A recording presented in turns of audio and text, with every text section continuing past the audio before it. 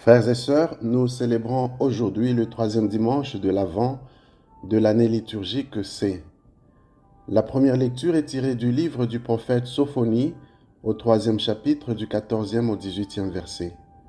La deuxième lecture provient de la lettre de Saint Paul apôtre aux Philippiens, au 4e chapitre du 4e au 7e verset. Nous lirons l'Évangile selon Saint Luc au 3e chapitre, du 10e au 18e verset. Ces lectures nous invitent à exulter de joie et à nous réjouir car le Seigneur est proche. En effet, ce dimanche est aussi appelé le dimanche du Gaudete, c'est-à-dire réjouissez-vous, soyez dans l'allégresse. La raison de cette joie est la bonne nouvelle de l'imminence de l'accomplissement des promesses du Seigneur que tout le monde attend. Dans la première lecture, Sophonie montre que la joie du peuple est aussi celle du Seigneur, car la volonté de Dieu est que nous soyons toujours dans la joie. Saint Paul, dans la deuxième lecture, va aussi dans le même sens lorsqu'il dit « Soyez toujours dans la joie. Ne soyez inquiets de rien, mais en toutes circonstances, dans l'action de grâce, priez et suppliez pour faire connaître à Dieu vos demandes. » Il nous revient à tous d'œuvrer pour que tout le monde puisse jouir de cette joie que seul Dieu peut donner. Cependant, il nous faut reconnaître qu'il y a des situations et conditions qui ne nous permettent pas toujours de vivre dans la joie. Et en général, c'est l'homme lui-même qui rend la vie difficile à son semblable, au point de lui enlever la joie de vivre. L'Évangile illustre cela en nous présentant les différentes catégories de personnes qui reconnaissent leurs déviations et erreurs et se présentent auprès de Jean-Baptiste pour savoir ce qu'elles doivent faire pour se convertir.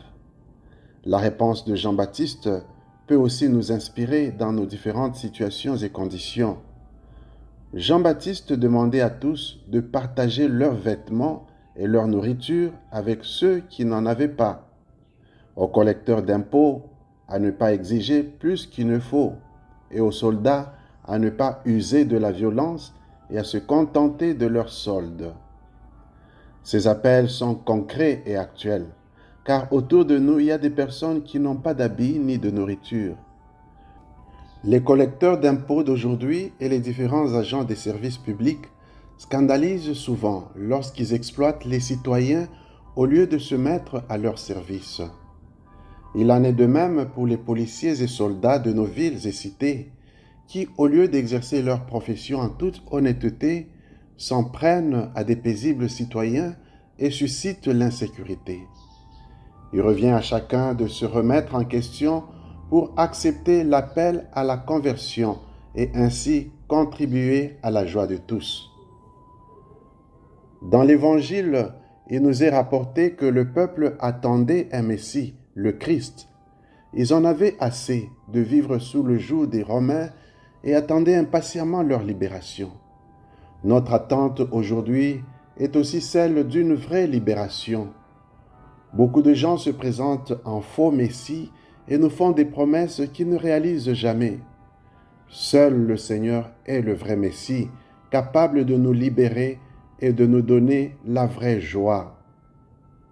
À l'approche des fêtes de fin d'année, il nous revient de nous demander ce que nous pouvons faire concrètement pour contribuer à l'augmentation de la joie dans le monde. Peut-être devrons-nous penser à partager certains biens avec les démunis ou nous faire proches de ceux qui souffrent dans leur corps ou dans leurs âmes. Que le Seigneur nous aide à nous engager sur le chemin d'une conversion réelle afin de collaborer à son projet d'une vraie libération. Amen.